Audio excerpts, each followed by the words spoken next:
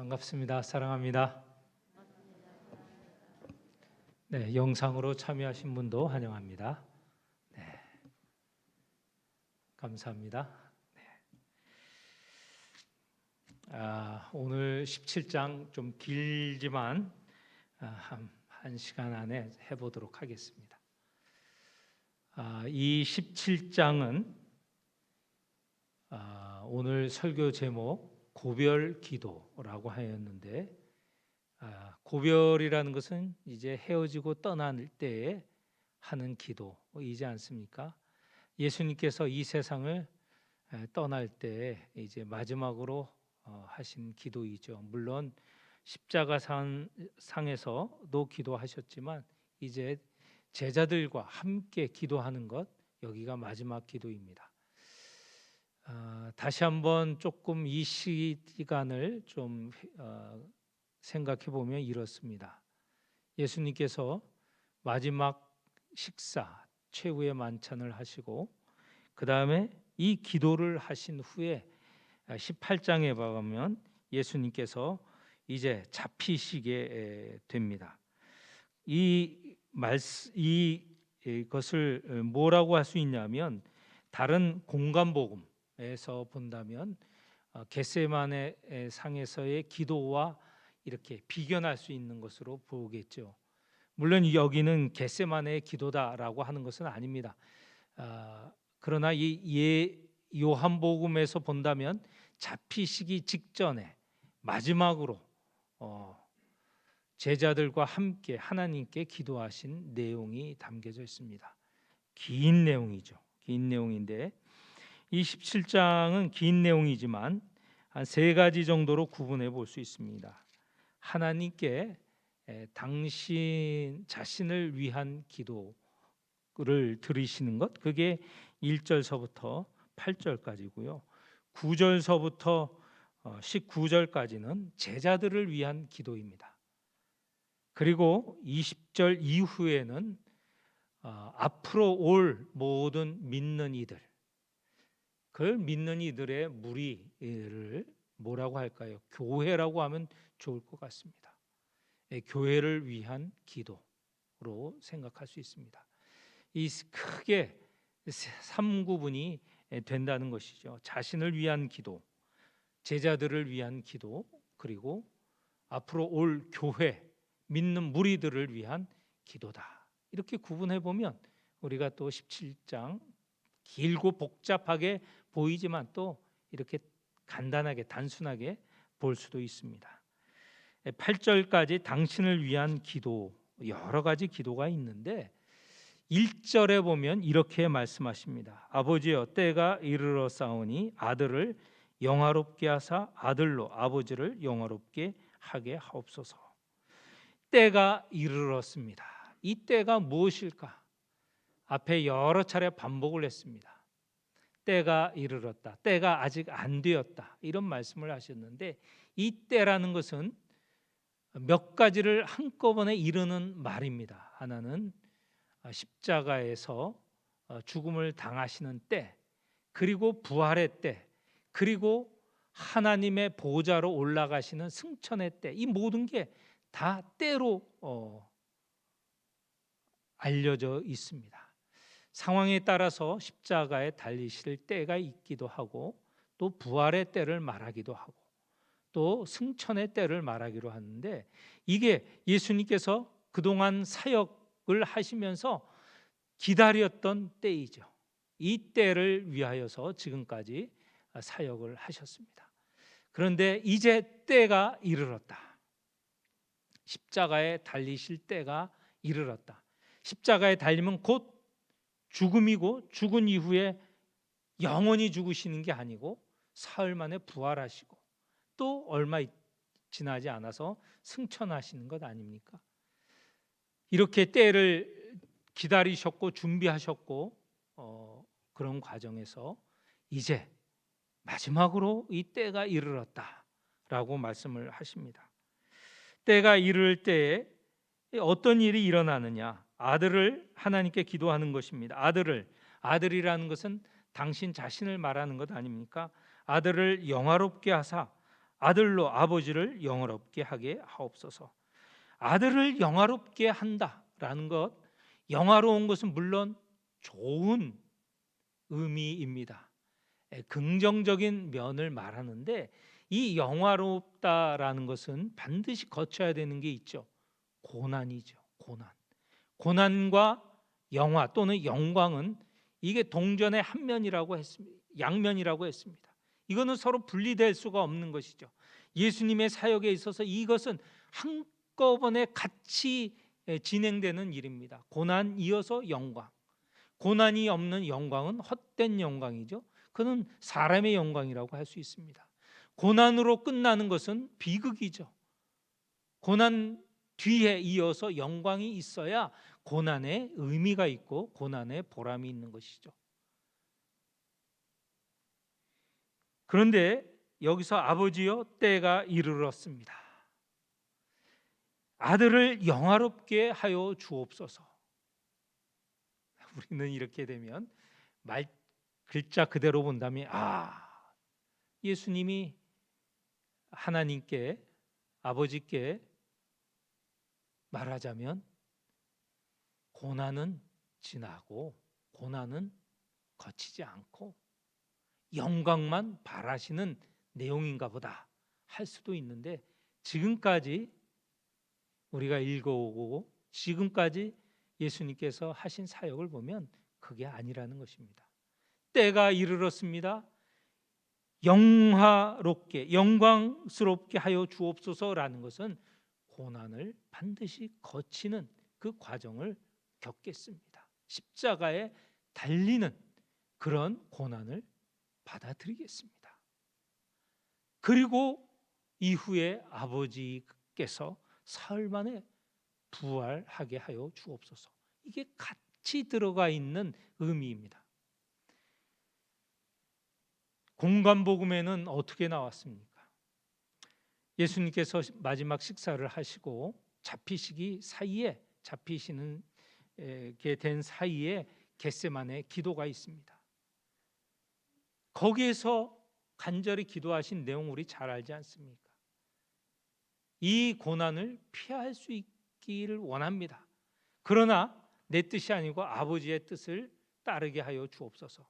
그리고 나서 그 기도하는 가운데 하나님께서 분명하게 예수님께 가르쳐 주셨죠.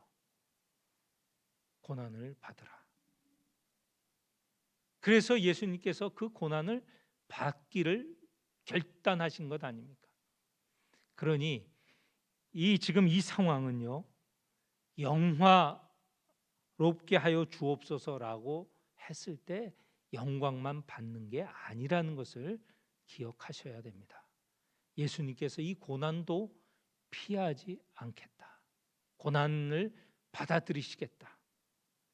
그래서 아들을 영화롭게 하사 고난과 영광을 받으시겠다라는 것이고, 바로 예수님께서 그 십자가의 고난과 부활이 있은 후에야 사람들이 하나님이 예수 그리스도를 통하여 어떤 사역을 하셨는가, 구원의 사역을 하셨다는 걸 온 세상이 깨닫게 되기 시작한 것이죠. 이게 굉장히 중요한 내용입니다. 이때 지금 당신 자신을 위해서 기도하는 것, 고난을 피하지 않으시겠다. 고난을 감당하시겠다. 그리고 고난에 이어서 오는 부활을 받아들이시겠다 하는 말씀이라는 것을 기억하셔야 됩니다. 마지막 순간 예수님께서는 이 기도를 하나님께 드리셨습니다. 그 다음에 9절에 보면 또 이어서 이렇게 기도하십니다. 내가 그들을 위하여 비옵나니, 이 그들이라는 것은 제자들이죠. 내가 비옵는 것은 세상을 위함이 아니요 내게 주신 자를 위함이니이다. 지금 여기에 보면 예수님께서 세상을 위해서 기도 안 하신 것처럼 생각할 수도 있는데 그게 아니죠. 지금까지 세상을 위해서 사역을 하신 것 아닙니까? 복음을 전하셨고 하나님 나라를 전하셨고 하나님을 알도록 인도하셨습니다. 그러나 이 자리는 지금 제자들과 함께한 자리고 지금 집중적으로 제자들을 위한 중보 기도를 하고 있는 순간입니다. 제자들을 위한 기도라는 것입니다. 그런데 그 제자는 어떤 자들이냐? 이어서 보면 9절 하반절에 보면 그들은 아버지의 것이로소이다. 이 제자들 모두 다 나의 제자이지만 내 제자는 다 아버지의 것 아닙니까? 요한복음에 특별히 강조하는 것은 예수님께서 하신 모든 일은 다 누구의 일? 하나님의 일이시다. 나의 능력, 누구의 능력? 다 하나님의 능력이다. 다 아버지께로 돌리시는 것이 바로 예수 그리스도의 모습이었고요. 예수님은 철저하게 아버지이신 하나님과 일치를 경험하셨습니다. 어쩌면 신앙의 최고 단계는 하나님과의 일치일 것입니다. 예수께서, 아들이신 예수께서 아버지이신 하나님과 늘 하나가 되셨다는 것. 이후에 보면 내가 아버지 안에, 아버지가 내 안에 일체감을 계속 말씀을 하시는데, 신앙의 가장 높은 단계, 가장 깊은 단계, 어쩌면 우리가 믿는 우리들이 가장 추구해야 될 내용이 바로 하나님과의 일치이죠. 하나님과 일치가 되면 무엇이 두렵겠습니까? 무슨 걱정이 있겠습니까? 내가 하는 모든 말, 내가 하는 모든 행위, 나의 생각 모두가 다 하나님의 말씀과 하나님의 뜻과 일치되는데, 그러면 무엇이 걱정이 되겠습니까? 그러나 이렇게 경험하는 사람이 사실은 예수 그리스도 한 분 외에는 없죠. 이 지상에서는 우리가 꾸준하게 그렇게 따라가려고 하고 그렇게 일체가 되려고 하는 것입니다. 오늘 지금 이 시간 이제 고별 기도라고 하지 않았습니까? 제자들과 마지막 기도를 하지 않았습니까? 이제 그 밤에 잡히시고 다음 날 십자가에 달려 돌아가시게 됩니다. 세상을 떠나시게 되었지요. 그럴 때 제자들이 얼마나 낭망하고 실망하고 절망하겠습니까? 그러니 그때를 위해 미리 지금 이 시간에 예수님께서 하나님께 기도하시는 것입니다. 11절, 나는 세상에 더 있지 아니하오나 그들은 세상에 있사옵고 나는 아버지께로 가옵나니 거룩하신 아버지여 내게 주신 아버지의 이름으로 그들을 보존하사. 이렇게 말씀하고 있습니다. 자, 이제 예수님께서 떠나십니다. 십자가에 달리셔 죽으시고 세상을 떠나시는 거죠. 물론 부활하시고 제자들과 함께 여러 날을 함께 계시다가 승천하십니다. 그리고 승천하시면 또 예수님이 떠나시는 것 아닙니까? 예수님과 함께하였던 제자들, 스승과 함께하였던 제자들, 그들의 눈에 지금 조금 있으면 예수님께서 보이시지 않으시고 또 부활 이후 승천하시고 부활하고 승천하시면 또 보이지 않으십니다. 그때의 그 제자들 어떻게 해야 되는가? 그것을 위하여서 예수님께서 기도를 하시는 것이죠. 하나님 아버지께 당신의 제자들을 두고 기도하시는 것입니다. 그 제자들을 위하여 어떤 면에서 기도하시는가? 11절 중반에 보면 그들을 보존하사 이렇게 기도하십니다. 그들을 보호하여 주옵소서. 선생이신 예수께서 제자들을 위하여 보호해달라는 기도는 마땅히 하실 만한 기도이죠. 12절을 보면 예수님께서 그들과 함께 계실 때 한 사람도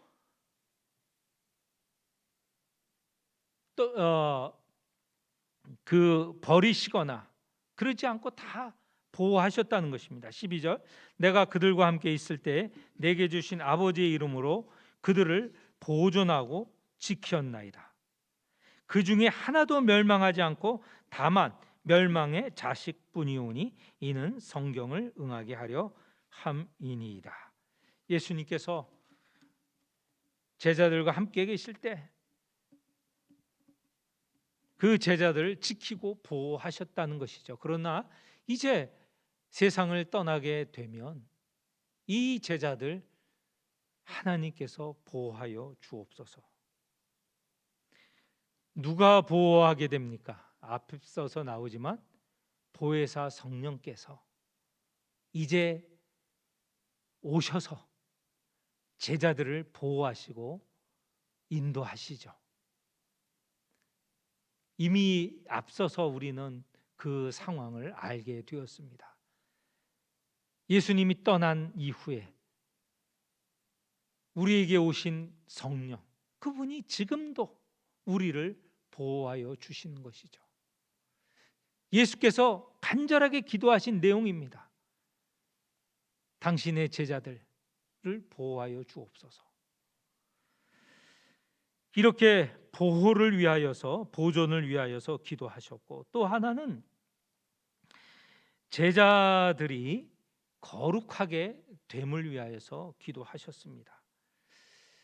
당신이 없는 가운데 제자를 보호하시는 것, 그리고 제자는 어떻게 되어야 되느냐? 그들의 삶은 온전하게 되어야 된다, 거룩하게 되어야 된다라는 것이죠. 그것이 17절을 보면 그들을 진리로 거룩하게 하옵소서, 거룩하게 해달라고 기도하고 있습니다. 그런데 지금 이 세상은 어떤 세상입니까? 세상은 어둠이 가득한 세상이고요, 마귀가 지금 간섭하는 세상이고요, 이런 세상 가운데 우리 그리스도인이 있습니다. 그러면 이 그리스도인, 예수의 제자들은 어떻게 살아야 되느냐? 어떻게 살아야 되는가? 잘못 생각하고 하는 태도가 뭐냐면 두 가지가 잘못된 태도입니다. 하나는 아예 세상에서 벗어나려고 합니다. 그런 극단적인 형태 중에 하나가 기도원에 가서 사는 삶이거나 아니면 교회에서만 사는 삶입니다. 잘 알죠? 저 사람 경건해, 거룩해. 하지만 교회에서는 교회에서 모든 시간을 지내려고 합니다. 세상과 더불어 싸우고 그 세상과에서 이기려고 하지 않고 세상을 피해서 교회로 오고 교회에서 지내려고 하는 사람이 있죠. 지금이야 그렇지 않지만 예전에 보면 교회가 계속 사람들을 불렀습니다. 그냥 두면 세상과 짝할 수 있으니 교회에 불러서 교회에서 노는 것도 교회에서 놀라고 교회로 계속 부른 거죠. 그게 한 가지 잘못된 태도입니다. 또 한 가지 태도는 아예 세상과 짝하는 태도입니다. 세상과 싸우려고 하지 않고 한쪽은 완전히 피하고 한쪽은 완전히 그 속에 푹 잠겨 사는 거죠. 저 사람 그리스도인이라고 하는데, 기독교인이라고 하는데 세상 사람과 전혀 다르지 않아. 똑같아. 요즘 고위관리나 또는 공무원들이나 또는 사회 저명 인사 가운데 잘못하여서 언론에 노출이 되는 경우가 있습니다. 그러면 하는 말이 있죠. 교회의 무슨 장로다, 집사다, 또는 교회의 직분을 맡았다. 교회에 다니지만 세상 사람과 별반 다름이 없는 모습입니다. 어떻게 살아야 되느냐? 세상을 피하여 사는 것도 아니고 세상에 짝하여 사는 것도 아니고 세상 가운데 어떻게 살아야 되느냐. 오늘 이 성경 안에 보면 이렇습니다. 우리는 세상 안에 살아갈 수밖에 없습니다. 우리의 이 육체가 세상 가운데 이 공간, 이 세상이라는 공간에 살아가고 있습니다. 세상의 문화와 만나고 있습니다. 어떻게 살아야 되는가? 세상에 있지만 세상에 속하지 않고 세상과 겨루어 이겨내는, 극복하는 삶을 살아야 하죠. 예수 그리스도께서 세상을 이기신 분이십니다. 죽음도 예수님을 이길 수 없었죠. 세상의 주인은 예수 그리스도입니다. 그분에 의지하여서 이 세상을 이겨내는 삶을 살아야 된다는 것입니다. 그게 바로 여기에 보는 거룩한 삶입니다. 거룩한 삶, 거룩이란 말 자체가 이게 구분된 삶이라고 하는데, 구분된 삶은 뭐냐? 세상에서 도망가지도 않고 세상에 짝하지도 않고 세상에 있지만 세상과 싸워 이겨내는 삶인 것이죠. 요한계시록 전체를 보면 지금 이 세상을 전쟁터로 그리고 있습니다. 이 전쟁터에서 그리스도인은 예수를 의지하여 싸우는 군사들로 표현이 되어 있습니다. 우리의 삶이 그런 삶이어야 됩니다. 세상과 싸워 이겨내는 삶이어야 된다는 것이죠. 그게 거룩한 삶이라는 것입니다. 그런데 어떻게 이길 수 있는가? 17절에서 19절 사이에 보면 이렇게 나와 있습니다. 그들을 진리로 거룩하게 하옵소서. 아버지의 말씀은 진리니이다. 다시 말해서 진리인 아버지의 말씀으로 이 싸움을 이겨낼 수 있다. 이 말씀으로 우리가 거룩하여진다라는 것입니다. 자, 이렇게 제자들을 위해서 기도하셨습니다. 당신이 세상을 떠날 때 이 제자들을 보존하여 주옵소서. 또 하나, 당신이 떠나지만 이 제자들이 거룩한 무리들이 되게 하여 주옵소서. 세상에서 도망가지도 않고 세상에 속하지도 않고 세상과 싸워 이겨내는, 말씀으로 진리로 이겨내는 제자들이 되게 하옵소서. 이렇게 기도하셨습니다. 세 번째 기도는 20절 이하입니다. 20절에 내가 비옵는 것은 이 사람들만 위함이 아니요. 이 사람들은 제자들을 말하는 것이죠. 또 그들의 말로 말미암아 나를 믿는 사람들도 위함이니. 여기에 보면 제자만이 아니라 그들의 말, 제자들의 말로 말미암아 나를 믿는 사람들, 앞으로 나를 믿게 되는 사람이죠. 제자들이 복음을 전하여서 이제 교회를 세우게 됩니다. 오순절 성령이 강림하면서 교회가 형성이 되었죠. 교회는 건물이 아니고 믿는 자의 무리가 아닙니까? 이 복음으로 믿는 자의 무리가 세워지게 되는 것입니다. 예수의 말씀으로 교회가 형성이 되는 거죠. 예수의 말씀을 제자들이 전하여서 교회가 형성이 되는 것이죠. 그런 교회, 믿는 무리들을 위해서도 예수님께서 기도를 하시는 것입니다. 근데 그 앞으로 오는 교회가 어떻게 되어야 되느냐? 예수님께서 제일 먼저 간곡하게 기도하신 것은 그들이 하나가 되게 하여 주옵소서. 21절 22절 아버지께서 내 안에 내가 아버지 안에 있는 것 같이 그들도 다 하나가 되어 우리 안에 있게 하사 세상으로 아버지께서 나를 보내신 것을 믿게 하옵소서. 앞으로 올 교회가 하나가 되어야 비로소 세상이 하나님을 믿게 된다라는 것입니다. 교회가 하나가 되어야 됩니다. 교회가 갈라지면 세상이 하나님을 믿을 수가 없어요.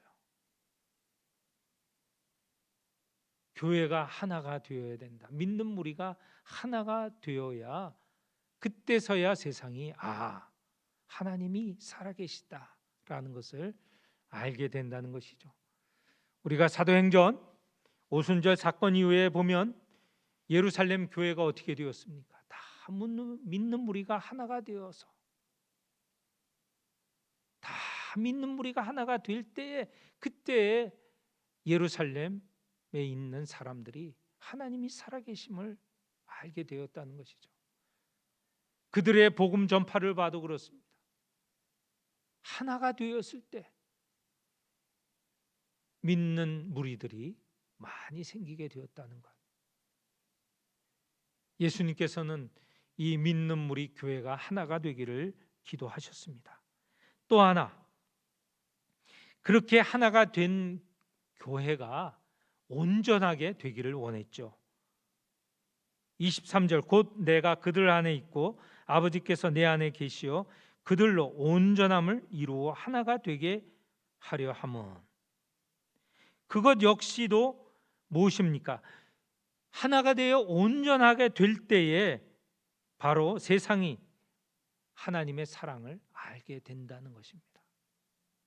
교회가 온전하게 되는 게 뭘 말합니까? 사도행전의 예루살렘 교회, 초대교회의 모습을 보면 어떻게 하는 것이 온전한 교회가 되는 것입니까?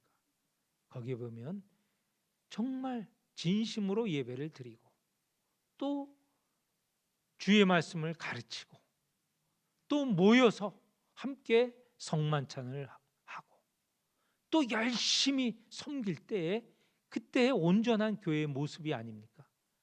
그렇게 온전하게 된 교회의 모습을 보고 사람들이 교회로 들어오는 것이죠. 이전에도 한번 말씀을 드렸습니다. 교회에는 매력이 있어야 된다. 지난주일 설교 때도 말씀을 드렸습니다. 메신저가 메시지다. 전달하는 자가 그 전달하는 내용이 된다는 것입니다. 우리가 복음을 전하는데 복음을 전하는 우리가 복음적인 삶을 전혀 살지 않으면 세상 사람들이 매력을 못 느껴요. 오히려 욕하죠. 그런데 우리가 메신저인 우리가 그 복음 메시지대로 살 때에 사람들이 매력을 느끼고 우리가 오라 말라 하지 않아도 교회로 오는 것이죠. 우리 자신이 그런 경험을 했고 또 우리도 복음을 전할 때 사람들이 그렇게 반응하는 것 아닙니까? 당신을 보고 내가 예수는 누군지 하나님을 믿는 게 무엇인지 잘 모르지만 내가 믿어보겠다 하는 말을 들으신 적이 있을 것입니다. 22절 다시 한번 23절 다시 한번 읽겠습니다. 곧 내가 그들 안에 있고 아버지께서 내 안에 계시어 그들로 온전함을 이루어 하나가 되게 하려 함은 아버지께서 나를 보내신 것과 또 나를 사랑하신 것 같이 그들도 사랑하신 것을 세상으로 알게 하려 함이로소이다. 오늘 이 말씀 세 가지를 위하여 기도하였습니다. 이제 곧 닥칠 고난을 피하지 않게 하시고 십자가에 달리게 하여 주옵소서. 그리고 부활하게 하여 주옵소서. 이런 기도를 들으셨다는 겁니다. 고난을 피하지 않는 기도. 두 번째, 제자들을 위하여서 제자들이 이제 내가 떠날 때 이들이 흔들리면 어떨까? 절망하면 어떻게 될까? 하나님 보호하여 주옵소서. 성령이 주어졌죠. 그리고 이 제자들로 하여금 이 세상에서 도망가지도 않고 또 그렇다고 세상과 짝하지도 않고 세상에 푹 빠지지도 않고 세상에서 거룩한 자로 드러나게 하여 주옵소서. 그리고 앞으로 올 교회를 위해서 기도하셨습니다. 하나가 되게 하여 주옵소서. 온전하게 하여 주옵소서. 그리하여 세상이 하나님이 살아계신가, 하나님이 사랑하심을 저 교회를 통하여 알게 하여 주옵소서. 마지막 24절 25절 아버지여라고 하는 부분이 있습니다. 24절 아버지여라고 하면서 내게 주신 자도 나 있는 곳에 나와 함께 있어. 이제 나 있는 곳은 뭡니까? 하늘 나라에 계시는 거죠. 하나님 보좌 우편에 앉아 계시는 것이죠. 그리하여서 이 모든 사람, 제자들이나 앞으로 올 모든 교회들에 속한 무리들이나 다 24절 하반절입니다. 내게 주신 나의 영광을 그들로 보게 하시기를 원하옵나이다. 종말에 이 모든 믿는 자들이 다 내가 있는 이 자리, 바로 나의 영광을 그들이 보게 하여 주옵소서. 그렇죠? 우리도 여기에 속하여 있지 않습니까? 예수님께서 2000년 전 기도하신 내용에 우리도 속하여져 있습니다. 앞으로 내게 올 모든 믿는 이들, 그들이 나의 영광을 볼 수 있도록 인도하여 주옵소서. 얼마나 그 기도의 효력이 정말 길고 깁니까?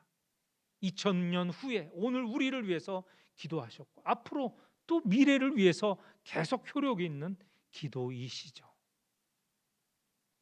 예수님께서 이런 기도를 미리 하셨다는 것, 얼마나 감사한 일입니까? 얼마나 이 실감나는 일입니까? 이 지금 마지막 십자가 달리기 전에 기도하신 이 내용이 바로 우리가 하나님 보좌 우편에 앉아 계신 주님, 영광스러운 주님을 볼 수 있도록, 함께할 수 있도록 위하여 기도하신 것, 감사하여야 하겠습니다. 예수님께서 이렇게 당신 자신뿐만 아니라 교회를 위하여서 온 인류를 위해서 기도하셨다는 것, 그것이 오늘 우리에게도 영향을 끼치고 있고 효력 있는 기도시다는 것을 다시 한번 기억하는 이 시간이 되시기를 축원합니다. 우리 함께 기도